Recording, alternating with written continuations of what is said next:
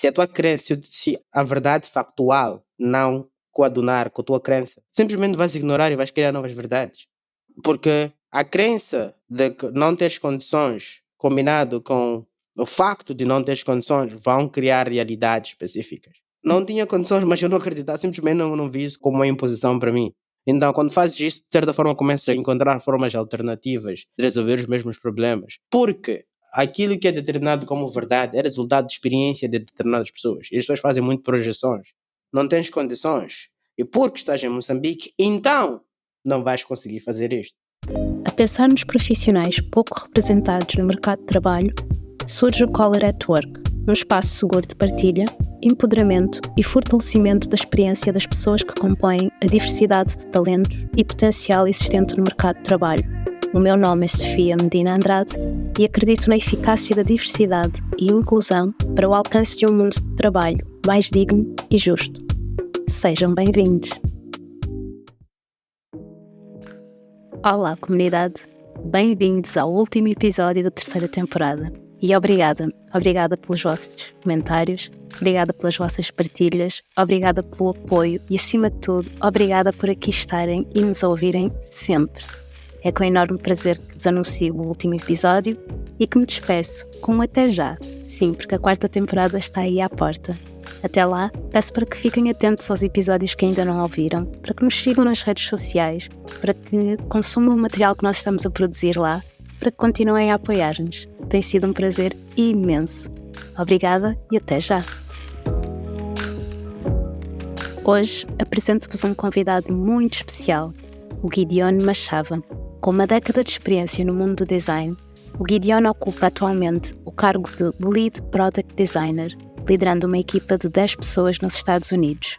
Movido pela vontade de contribuir para o desenvolvimento comunitário, é responsável por criar e liderar uma diversidade de projetos dedicados a concretizar o seu propósito, desconstruir estereótipos e capacitar pessoas oriundas de contextos desfavorecidos através da educação. A sua determinação, disciplina e know-how levaram-no a percorrer o mundo, dando vida a projetos inspiradores e partilhando o seu vasto conhecimento sobre design. Nascido em Maputo, o filho de pais moçambicanos traz consigo a riqueza de vivências tidas em Moçambique, na África do Sul e mais recentemente em França. Hoje teremos o prazer de receber insights valiosos sobre como ele se tornou um designer de topo. Teremos a oportunidade de explorar as suas motivações mais profundas, desvendar a fórmula do seu sucesso e conhecer as suas ambições futuras. É com enorme prazer que eu digo: olá, Gideon, e muito bem-vindo! Olá, Sofia. Obrigado pelo convite. Obrigada eu por estares aqui hoje connosco. Sabes, há uma questão que eu gosto sempre de fazer aos nossos convidados, especialmente no início, que tem muito a ver com a questão da representatividade, porque nós ouvimos muito pouco profissionais da nossa comunidade falarem de si. Então, o que eu queria te pedir é que te descrevesses assim em breves palavras e que nos dissesses como é que te vês enquanto profissional. Bem, acho que o problema é que vai ser em breves palavras. É assim, eu sou formado em economia, mas desde cedo, ainda durante a minha formação, eu queria poder trabalhar numa área que eu tivesse impacto direto na vida das pessoas e para a humanidade como um todo. Eu sei que tem um pouco de clichê aí, mas queria ser um tipo de pessoa que, de certa forma, contribui para o bem-estar social. Da mesma forma que eu tenho esta camisola, esses headphones que alguém fez e faz com que a minha vida, de certa forma, seja mais confortável. Eu queria poder fazer contribuições desse nível, que ajudasse as pessoas a fazerem contribuições mais confortáveis. E quando estudava economia, eu descobri que as leis que regem o mundo econômico e financeiro foram criadas em 1940 e tal, e não mudaram desde então. Acabei tendo a realization que a probabilidade de eu fazer uma contribuição significativa nessa área seria muito, muito pequena. Então comecei a inclinar-me um bocadinho para a tecnologia. E desde então tentei equilibrar minha formação em economia com tecnologia, mas com a mesma intenção, é tentar criar, a tentar fazer algo que de certa forma torna a vida das pessoas um bocadinho melhores.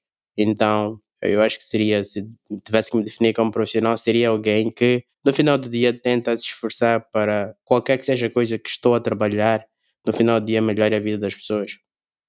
E é muito bom ouvir isso. E especialmente sabendo que a tua mudança, não é, de carreira foi muito ligada a essa intenção de criar o bem-estar a nível social.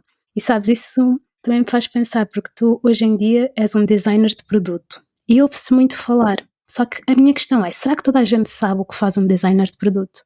Podias-nos dizer, assim, para quem não tem noção nenhuma do que é, o que é que estas pessoas fazem, o que é que estes profissionais fazem?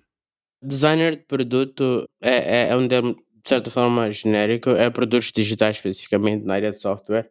Mas no designer de produto, por exemplo, nos meus tempos livres, agora tento pesquisar um pouco sobre construção de computadores pessoais, na parte física mesmo. Ainda é design de produto, mas é um bocadinho ligado à área de design industrial, que é só por curiosidade, para tentar perceber como é que funciona o mundo e quais são os in e outs do processo de produção de hardware. Minha área tem a ver com a área de design de produtos digitais, digital product design. O que é que nós fazemos? Quando falam de mundo digital, um ambiente digital, tens também o ambiente físico, o mundo físico, não é? Da mesma forma que tens os arquitetos e planeadores urbanos que fazem a arquitetura do nosso ambiente físico, tens os designers de produtos que têm uma função similar. Ok, que o arquiteto, em boa parte dos casos, vai levar em consideração condições climatéricas, qualidade do solo, posição do sol, o material que vai ser construído, qual é a constituição da família, quais são as leis que regem determinada zona que um determinado edifício vai ser erguido e por aí fora. Um designer de produtos digitais faz a mesma coisa. Ter em conta, por exemplo, vamos fazer um produto que vai estar disponível na União Europeia, sabemos quais são as regras sobre armazenamento de dados sobre cidadãos dentro da União Europeia. Primeiro ponto tens de levar em consideração os dados, onde é que o teu público-alvo vai estar, como é que lidas com a informação, qual é a faixa etária, quais são as preferências, quais são os gostos, quais são as expectativas, como é que desenhas experiências que removam fricção para estas pessoas, como é que lhes ajudas a atingirem os objetivos que elas querem mais fácil, como é que fazes com que o ambiente digital não seja nocivo ou prejudicial à saúde das pessoas, da mesma forma que quando vais desenhar um ambiente físico tens de levar em consideração todos esses aspectos. Então, os profissionais da área digital, profissionais como eu, têm em conta todos estes fatores quando vão desenhar experiências digitais. É basicamente como é que nós ditamos como é que é a vida digital, como é que as pessoas lidam com a interação humano-computador todos os dias.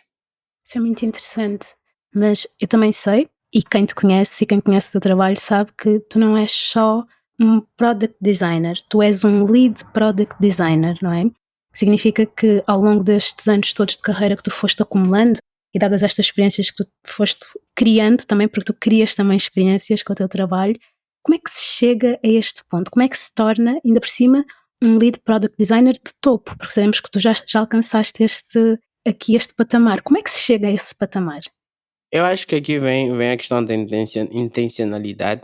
Devemos ter um sentido super claro do que nós queremos. Intencionalidade, isto é, saberes onde é que queres chegar, teres uma imagem extremamente clara e transparente para ti. Honestidade, sabes, estás consciente das tuas capacidades, porque às vezes queremos coisas que nós não podemos ter, podemos não ter uma inclinação natural para conseguir. Por exemplo, eu não sou bom designer visual, da mesma forma que eu sou designer estratégico e analítico. Eu sou naturalmente estratégico e analítico. Eu consigo pensar de forma extremamente complexa, mas fazer um design visual que seja extremamente criativo, que vai encantar as pessoas, não. Posso fazer algo decente, apresentável, que tenha padrões extremamente altos, mas não consigo fazer algo que vai ser único. Mas quando falamos de estratégia, né, em ser analítico e ser preciso e saber correlações de muitos fatores em determinados produtos, eu tenho uma inclinação natural para fazer isso. Então, primeiro, saberes o que queres, depois conheceres a ti mesmo. Porque quando conheces a ti mesmo, evitas problemas de fazer promessas que no final do dia não vais poder cumprir. Eu disse para mim mesmo há muitos anos que eu queria ser world class designer, tive que definir isso de certa forma com um bocadinho mais de clareza, o que é que significava, o que é ser world class designer. Por exemplo, eu, quando decidi entrar em tecnologias, eu primeiro comecei como developer, mas a minha carreira como developer durou curto tempo, porque eu fazia muitas perguntas. Quando eu aprendi a programação, meus amigos tinham uma instrução simples de JavaScript, eles viam um tutorial, copiavam a função dava resultados exatamente do que eles queriam, partiam para o próximo. Eu via uma função de JavaScript, eu me perguntava por que é que esta função funciona assim? Qual é a função por detrás desta função? Será que eu posso programar esta função para fazer algo diferente e dar o mesmo resultado? Estás a perceber o quão lento isso te torna? Torna-te lento, mas atenção, atenção. Ou, por exemplo, com HTML, que estrutura páginas web, dizia, porque aqui tens que colocar o head, aqui é o body, etc, etc, etc, e o browser vai entender que isto funciona assim. As pessoas normais recebiam essa informação e partiam para outra. Eu dizia, ok, quem disse ao browser que este é o head e que ele tem que interpretar assim, tem de interpretar desta forma? Dizia, porque tens DOM que está por detrás, que programas o DOM para saberes como é que ele vai receber os comandos de HTML e depois vais ter o CSS. Eu disse, ok, mas quem ditou esta interligação entre os dois? Por que é que tens de separar? Por que é que o HTML e o CSS têm que ser dois ficheiros? Pode ter os mesmos. Se tens os mesmos, por que é que torna complicado? Eu fazia perguntas que fazia com que eu sempre estivesse atrasado, literalmente. Eu acabei descobrindo que eu seria um péssimo developer, porque estaria mais preocupado. Enquanto os outros conseguiam trazer resultados, eu ainda estava preso nas minhas filosofias do porquê que isto tem que funcionar assim, porque é que eu tenho que seguir estas regras. Mas em contrapartida dessas habilidades que faziam um mau developer, faziam um melhor designer. Porque designer é, este botão é verde, porque é que é verde? Porque as pessoas percebem assim, funcionam assim, porque é que o tamanho da fonte é este? Então, porque eu sabia que não tinha como competir com developers, porque eu fazia demasiado perguntas e não conseguia ser rápido nem trazer soluções à mesma altura, acabei indo para a área de design, que se encaixava mais com o meu perfil profissional. Então, conhecer-te a ti mesmo é extremamente importante. Mas tem uma outra lição que eu aprendi no meio do caminho que é sobre trade-offs. É que toda escolha, de certa forma, está intrinsecamente ligada a uma renúncia, querendo como não.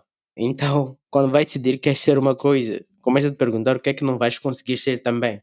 Porque, dependendo dos objetivos que nós traçamos, automaticamente fazemos renúncias que podemos estar conscientes ou não. Então, estar consciente sobre as renúncias que fazemos ao fazermos as nossas escolhas é extremamente importante também. Então, eu diria que estes são basicamente a base da determinação, perseverança, que são os básicos para qualquer profissional. Tá, a área é cheia de altos e baixos, síndrome de impostor, vai e vem e por aí fora. Mas também sabemos que no teu caso foi extremamente interessante, porque tu viveste em países diferentes, dentro do mesmo continente, depois saíste da África, vieste para a Europa, antes mesmo de teres feito, ou durante esse percurso também, criaste projetos que te permitiram ir para outros países, fora da União Europeia também, ou seja, a tua trajetória é mesmo muito diversificada e engloba aqui uma diversidade de contextos físicos também. E a minha questão é: como é que tu conseguiste fazer tudo isto? Como é que tu conseguiste estar em tantos países, ter experiências em tantos países? Porque há aqui uma certa descrença, acho que é a melhor palavra que encontro para dizer, em relação a pessoas que saem da África. Tu nasceste e cresceste em Moçambique, daquilo que eu sei, parte dos teus estudos foi feita em Moçambique, e tu disseste, a partir do momento em que tu decidiste que querias tornar-te num world class designer, tu disseste, ok, eu vou fazê-lo. Com que ferramentas? Porque muitas pessoas dizem não basta termos a vontade de o fazer, precisamos ter as condições. E tu não és do tipo de pessoa que pode dizer, felizmente eu tenho um background económico, ou sempre tive um background económico que me possibilitou fazê-lo, não é? Teve de ser por ti, não é? Então como é que isto tudo surgiu e como é que foi sair da África e vir para a Europa? Como é que tem sido essa experiência? E eu nesse aspecto estou muito curiosa, porque é um percurso que eu acho que é muito interessante, mas também tem aqui muitas nuances, eu diria. Eu acho que tem, da minha trajetória, ter saído de Moçambique para vir na África do Sul e agora vir aqui na França e poder ter conhecido outros países dentro da União Europeia e alguns da América do Norte, tem a ver com crenças. Na verdade, tem a ver com crenças é parte da equação. Tem a ver com a definição da realidade. O que é realidade e o que é a verdade? A verdade é a junção de fatos e crenças, não é? Porque informação pode ser factual, mas tu não acreditas, não constitui verdade para ti. É verdade para algumas pessoas, mas não é verdade para ti. Então, eu acho que o que me permite ou o que me permitiu fazer as coisas que eu fiz é a minha definição de verdade, porque podes dizer assim, não tínhamos recursos para poder comprar livros, para ter acesso à educação. Isso é um facto. Mas qual é a crença que tens por detrás? Tua crença coaduna com o facto em que tu estás a ver na atualidade. Se a tua crença, se a verdade factual não coadunar com a tua crença, simplesmente vais ignorar e vais criar novas verdades. Porque a crença de que não teres condições combinado com o facto de não ter condições, vão criar realidades específicas. Não tinha condições, mas eu não acreditava, simplesmente não vi isso como uma imposição para mim. Então, quando fazes isso, de certa forma, começas a encontrar formas alternativas de resolver os mesmos problemas. Porque aquilo que é determinado como verdade é resultado de experiência de determinadas pessoas. E as pessoas fazem muito projeções. Dizem, porque, silogismos filosóficos, porque não tens condições e porque estás em Moçambique, então não vais conseguir fazer isto. Sim, mas não vais ter em condições qual era o nível de determinação das pessoas, o que é que elas queriam e etc, etc, etc. Então vais criar fórmulas ou preconceitos e vais assumir que todos que tiverem essas condições vão seguir mesmo os trajetos. Então quando das 2 passos para trás e começas a ver isto sobre atenção, Jeff Bezos, no livro Everything Store, biografia de Jeff Bezos, ele faz uma pergunta ao biógrafo que decide escrever sobre ele. Diz, como é que vais evitar falácias narrativas no meu livro? O que é que são falácias narrativas? A tendência que nós, seres humanos, temos de atribuir significado aos acontecimentos passados baseado no que nós vivemos no presente.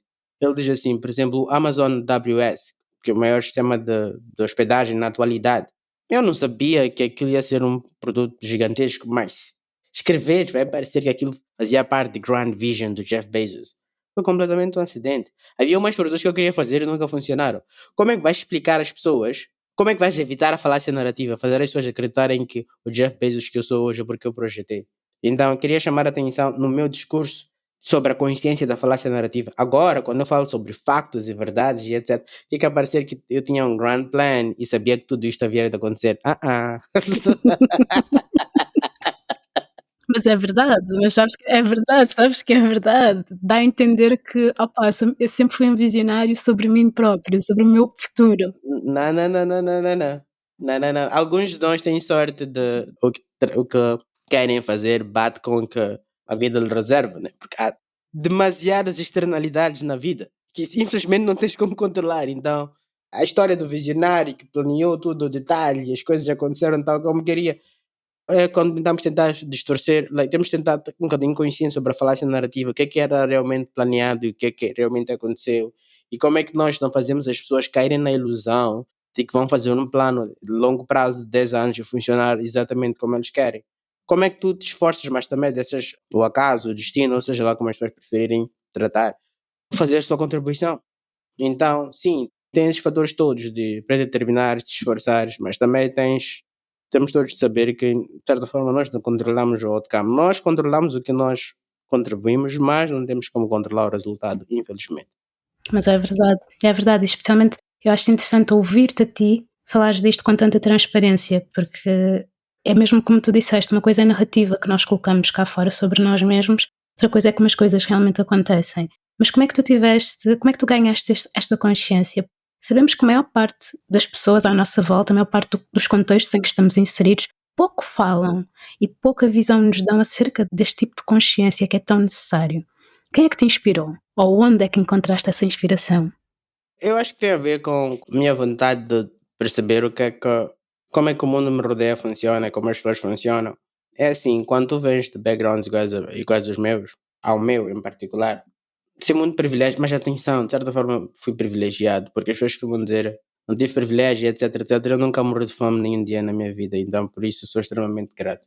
Mas quando vens de um background igual ao meu, tu tens que prestar um bocadinho mais de atenção ao ambiente, porque tua sobrevivência, de certa forma, não sobrevivência física, não porque alguém vai intimidar a tua sobrevivência física, mas tua sobrevivência como tal, depende sobre como tu lês o ambiente. Por exemplo, eu sempre fui, em termos de porte físico, sempre fui mais fraco dos grupos em que eu estive, menos expressivo e etc, etc, etc. Então, a capacidade de estar em alerta determinava se eu haveria de sofrer bullying ou não, se eu ia perder numa luta ou não, se eu haveria de ser escolhido ou não. E não, isto torna-te um bocadinho mais atento, porque há quem tem presença física e simplesmente não tem que lidar com eu estou aqui e vejam, olhem para mim já era diferente, o nível de atenção que eu tinha de dedicar ao ambiente que me rodeava era um bocadinho mais expressivo, era maior em relação às outras pessoas que me cercavam. Então, isso faz com que tu desenvolvas um awareness de forma instintiva, mais aguçada. Tens que perceber melhor o ambiente que te cerca. Mas, se tu só consegues dominar o ambiente que te cerca, se te conheces a ti, porque as pessoas são projeções. Então, tu começas a perceber que se tu conheces melhor a ti mesmo, mais fácil é lidar com outra pessoa. Então, de forma natural, começas a gostar desses instintos e quando descobres que tens, começas a estudar linguagem corporal, tipos de personalidades humanas, como as pessoas diferentes, dependendo do tipo de personalidade, reagem a situações de estresse, e etc, etc, etc. Mas o objetivo primordial é sempre aprender sobre como tu lidarias com esse tipo de situação. Porque a partir do momento em que tu tens um certo nível de self-control, porque tu te conheces, sabes como tu reages a estresse, sabes como tu reages a estímulos, vais-te colocar em situações específicas que vão te permitir responder de forma que te favoreça. E para te favorecer, tens que estar o ambiente, tens que saber como as pessoas vão lidar contigo e por aí fora. Então, eu acho que tem a ver com isso. É o upbringing, onde como cresci, que me forçou a estar mais atento por questões de sobrevivência, não questões de sobrevivência existenciais, de novo, só para deixar isto claro. Posso estar aqui a usar linguagem um bocadinho extremista, mas não é intencional. E depois um bocadinho de consciência sobre isso e começar a estudar mais sobre o tópico. Olá, comunidade. O que estão a achar deste episódio? Se pudessem nos dar a vossa opinião, o que diriam? Vocês sabiam que o Color at Work está presente em todas as plataformas de podcast? Está também no Instagram e, mais recentemente, foi-nos lançado o desafio de estarmos no TikTok. Então podem ouvir-nos nas vossas plataformas preferidas de podcast e podem encontrar-nos no TikTok e no Instagram através do Color at Work Podcast. Eu mal posso esperar por ouvir os vossos comentários, por receber o vosso feedback e por assim criar um espaço que seja nosso. Espero por vocês lá. Eu gosto mesmo de te ouvir falar, porque eu sinto mesmo este nível de é o que é. Não estás aqui a tentar florear nada, eu gosto disto. E também esta consciência que tu tens acerca de ti mesmo, que eu acho que é muito importante. É uma consciência honesta, não é uma consciência do eu gostaria que fosse. Não, é isto. Como é que eu vou tirar partido desta situação? É bom ouvir isso, mas também sei que, e também isto um bocadinho da conversa que vamos tendo, mas corrijo-me se estiver errada, tu trazes muito do espírito de comunidade, não é? Porque é algo que também é muito importante. Houve algo que tu me disseste que foi do género, eu gosto disto, mas o trabalho comunitário nunca saiu daqui, não é? Foi algo parecido.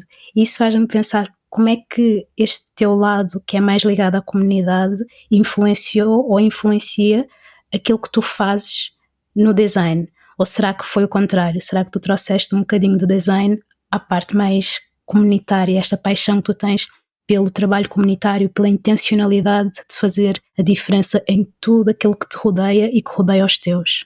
Eu acho que aqui sobre trabalho comunitário, de novo, são coisas que eu fazia de forma instintiva no início, mas o tempo ajudou-me a atribuir significados lógicos às minhas ações. Eu acho que tem a ver com, de novo, o ambiente em que eu vivia, que era a importância de ajudar-nos uns aos outros, que é aquele slogan africano, Ubuntu, I am because we are. Depois vais aprender mais para frente. Eu escutei Esther Barrel que dizia It needs a community to raise a person, porque infelizmente não tens como uma ou um casal, não tem como criar um ser humano. Literally you need a community to do that. E é mais ou menos nessa linha de ideias, precisas de comunidades para poder fazer as coisas acontecerem. Mas também é observar a vida no geral, ao crescer em perceberes que tens comunidades favorecidas, tens comunidades desfavorecidas, tens algumas pessoas que têm acesso a melhores condições de vida e outras nem por isso.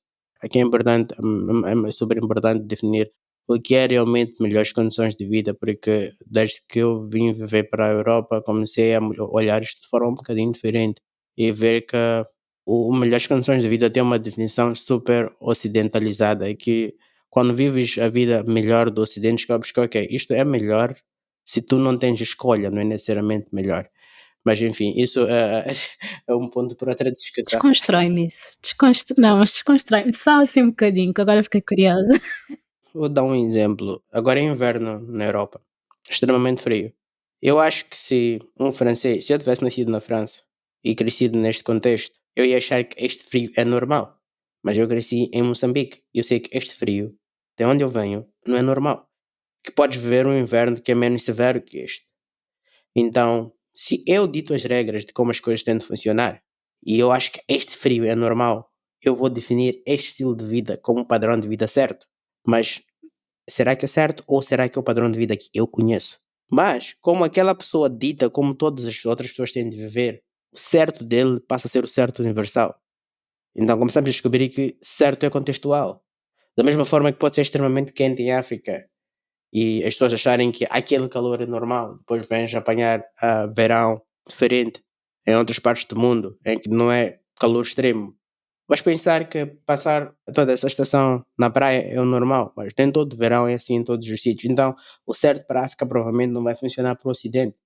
Por causa, por exemplo, tipo de praias, aqui no Mediterrâneo tens um bocadinho de pedras, não tens mesmo as sombras porque as árvores não crescem à beira da praia. Então, como as pessoas usam praia é diferente.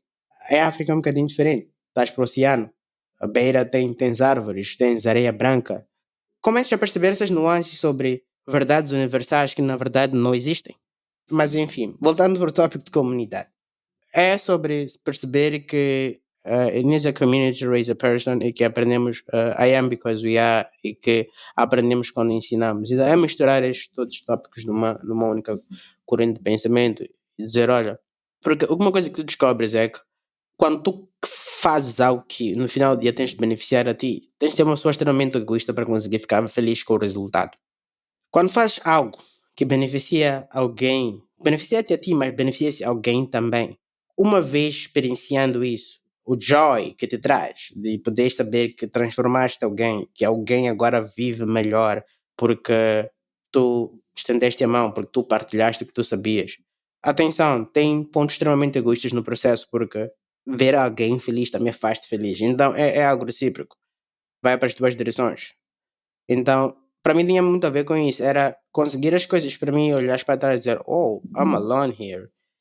Mas depois tentares fazer outra coisa e levares mais pessoas contigo e quando todos ganham, olhas e wow, actually it's a party. Tens mais pessoas para comemorar com elas. Estás a ver? Então, tipo, tem muito a ver com isso, em que melhoras as vidas das pessoas, por exemplo, com a escola que nós fizemos em Maputo, de design, poderes ver alguém antes e depois de aprender design. É um sentimento extremamente gratificante para mim, saber, olha, eu na minha carreira aprendi estes truques todos, que se tu fizeres em 3 meses vais estar uma pessoa completamente diferente. É poder ensinar alguém e veres a pessoa transformar-se. Para mim é algo sem preço. E aprendes no processo também. Tornas-te um profissional melhor. Eu acho que vai, como eu disse inicialmente, vai é bidirecional. A pessoa melhora e tu melhoras. E honestamente não vejo melhor forma de aprender e crescer. Mais uma vez, adoro, adoro. Mas também quero te ouvir falar sobre. Tu falaste só um bocadinho da escola. Quais são os projetos que tu criaste? Ou quais são as possibilidades, se assim quiseres dizer, que tu foste criando para que outras pessoas também pudessem ter acesso ao conhecimento, ter acesso à educação em si? Falaste que também para Maputo, mas eu sei que tu crias iniciativas que beneficiam as pessoas que estão em Maputo, sim, mas também que estão em outras partes. Ou seja, a visão que eu tenho é que as iniciativas que tu tens criado são iniciativas globais. Podem até ter um ponto físico, mas cujo conhecimento, cujo acesso a estas iniciativas é global. Eu acho que o impacto dos projetos, o impacto na vida das pessoas, os projetos que eu fiz foram proporcionais à realidade que eu conhecia. Por exemplo, em Moçambique, começamos a Mosdevs com um grupo de amigos, transformou-se numa comunidade de referência em Maputo, depois estendeu-se para o resto do país, que ajudou muitos jovens a descobrir tecnologia, a aprenderem juntos, a criarem laços de amizade. Fiz isto com a comunidade de design de novo em Maputo. Depois fui para a África do Sul, onde criei, atenção, eu criei na primeira pessoa, mas contei com muitas pessoas no processo. Criei o Labster Developers, que transformou-se numa das maiores comunidades de África, com presença em 11 cidades diferentes de 6 países de África. E eu recordo quando eu parei atividades do Labster Developers, estávamos para abrir capítulos em Seattle, nos Estados Unidos.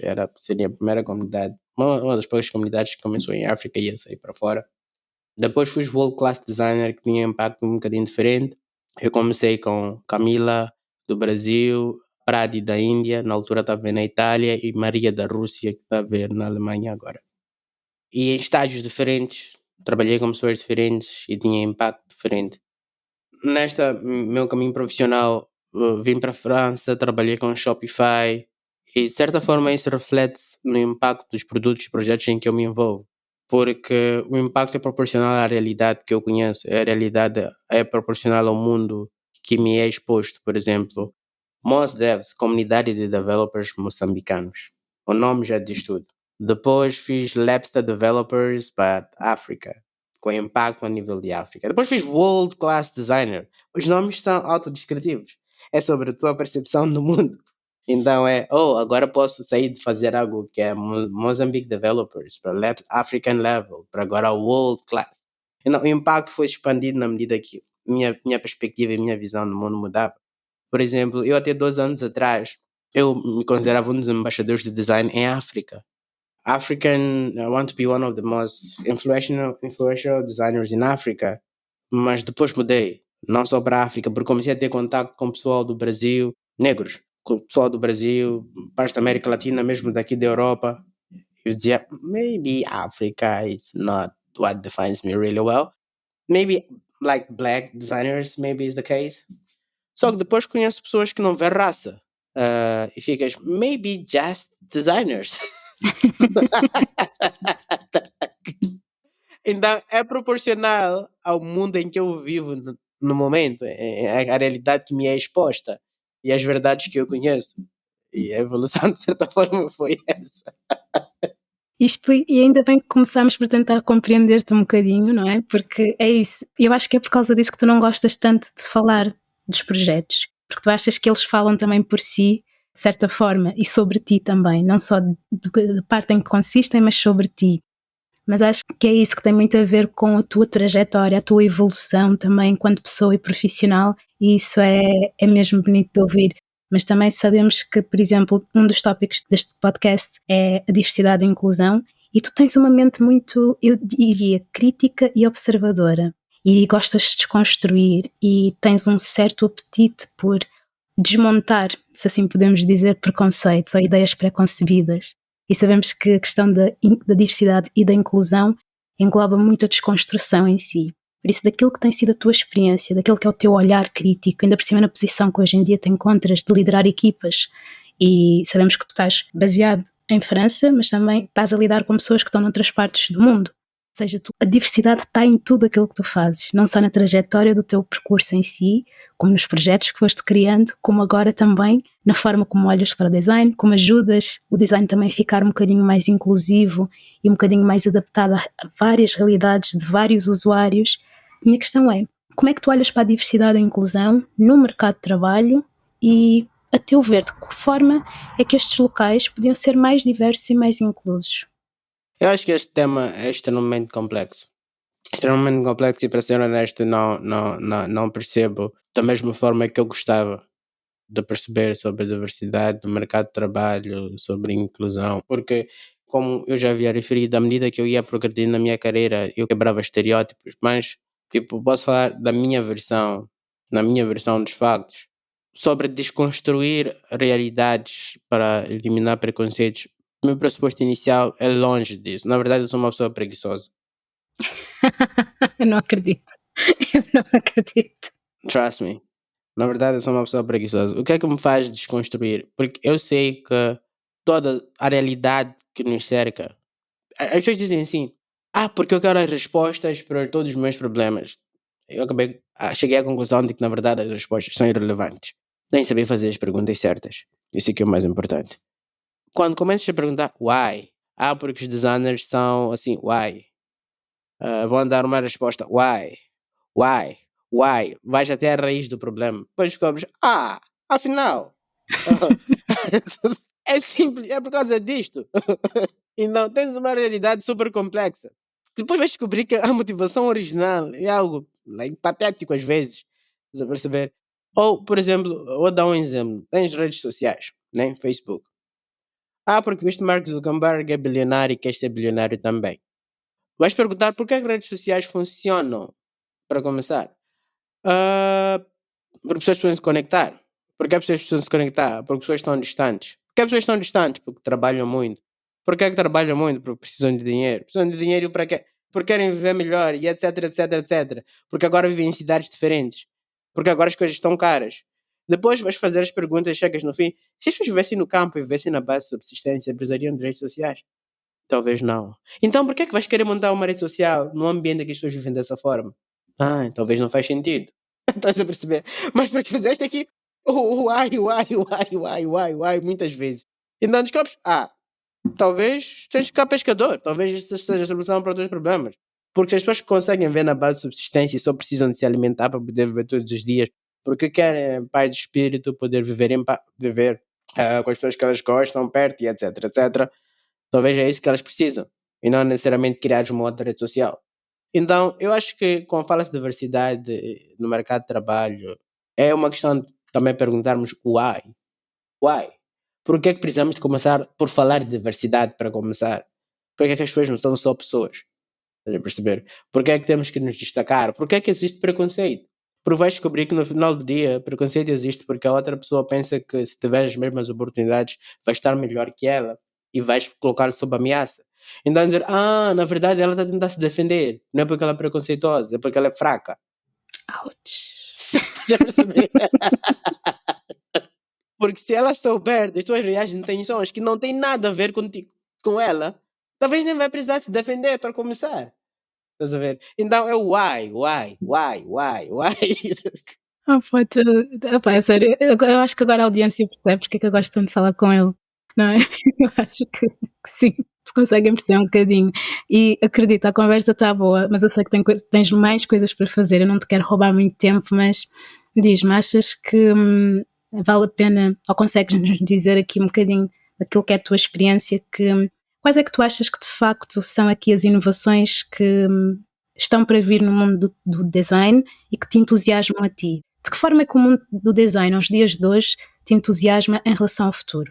E te diz, não, eu sei que ainda vou conseguir fazer coisas fantásticas, porque já fizeste muito e tens vindo a fazer imensa coisa, mas há ainda algo que ainda te entusiasma e que te deixe motivado. Quais são as tuas ambições?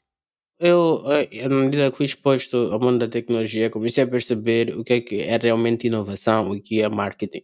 Por exemplo, as pessoas dizem assim, porque agora é AI, tudo é AI-based, tá? Porque usamos estas livrarias de inteligência artificial para massificar, e depois estamos a falar de AGI, General Intelligence, em que os computadores vão perceber da realidade melhor que nós e sobre como isso coloca em causa a humanidade e sobre como é que nós vivemos e como é que nós podemos crescer. À medida que eu aprendo sobre as coisas, aprendo sobre o mundo que me cerca, começo a ter menos ilusões, pelo menos na minha versão do mundo, sobre definição de inovação. O que é realmente inovação? Inovação vem de necessidade. Por que é que temos que fazer AI? Porque a capacidade de inteligência de um conjunto de pessoas não pode ser superada a um computador superpotente. E vais descobrir que no final não tem nada a ver com a inovação em si, mas com o princípio de supremacia, porque a pessoa que detém maior poder bélico, neste caso agora as coisas estão a mudar, vai para a parte de certa forma bélico tem a ver com a inteligência também, mas agora no ambiente digital as bombas atômicas são estes softwares capazes de processar bilhões de pontos de dados diferentes e trazer informação em tempo real e que nenhum ser humano sozinho ou um grupo de seres humanos consegue chegar, como é que te deixam.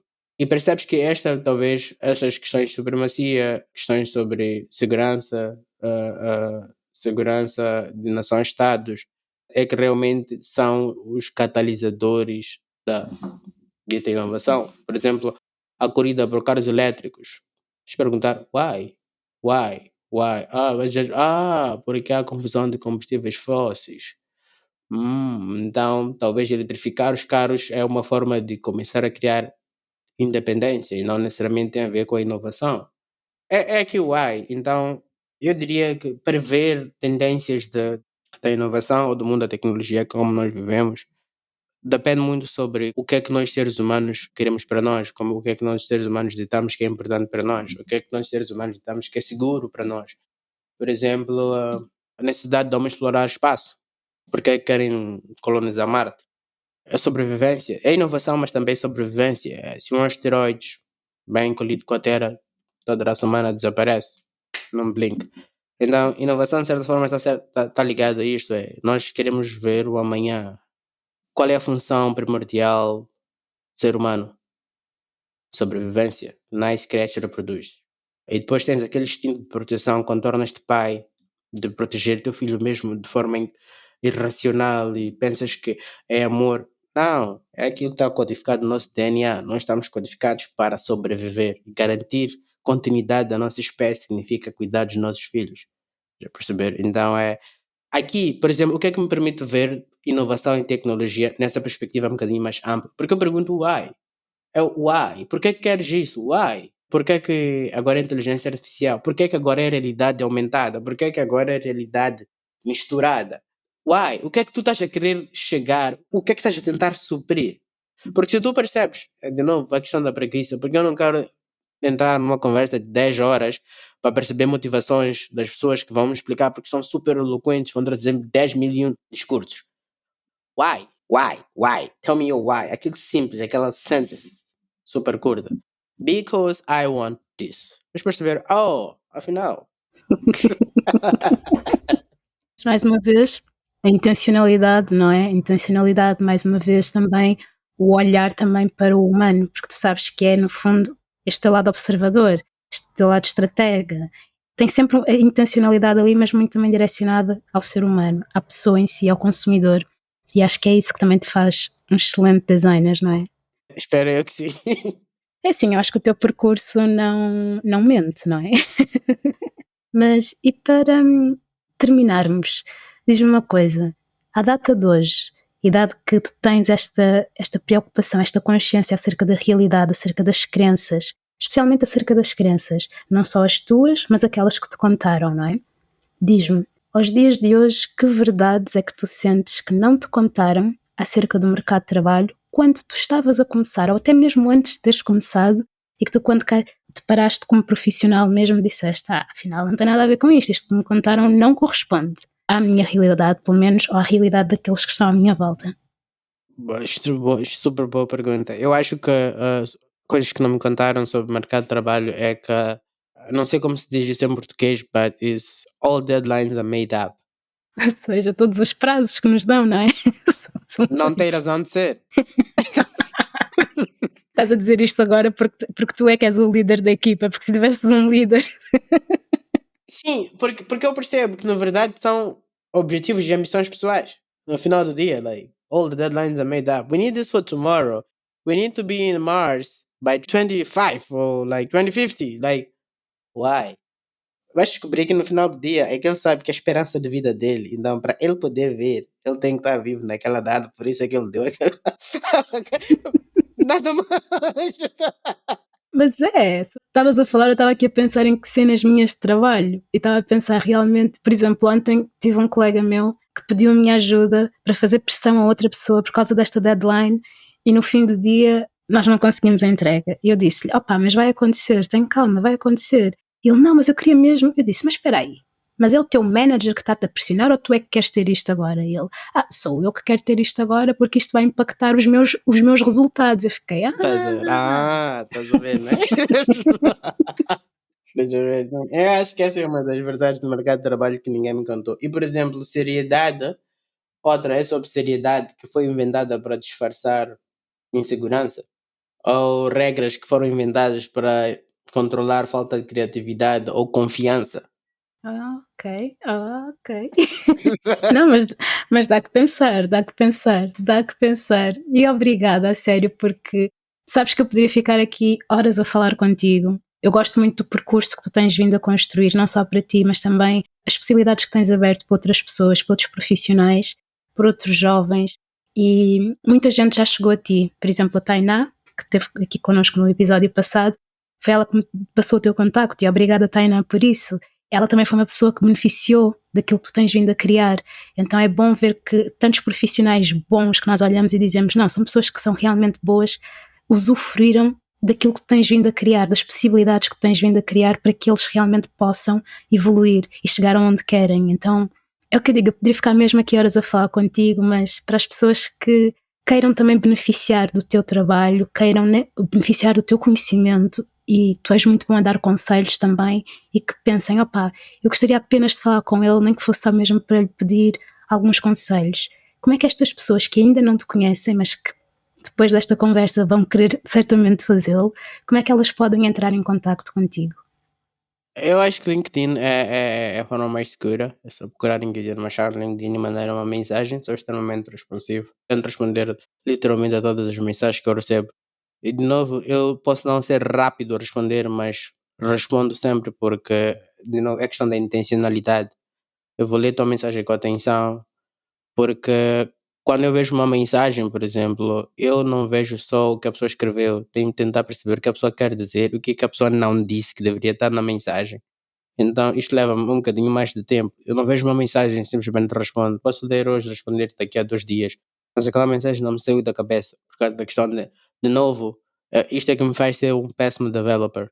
Porque não vejo as coisas preto e branco. Quer dizer, Gideon, tens 1 minuto para falar. Eu vou dizer, queres falar de quê? Porque provavelmente precisas de mais de 1 minuto, estás a perceber? Então eu não vou dizer sim, vamos lá falar. É um bocadinho mais de intencionalidade, então, para dizer quem for a mandar uma mensagem está consciente disso. Posso ver a mensagem, mas leva um bocadinho mais tempo para responder por causa desta intencionalidade.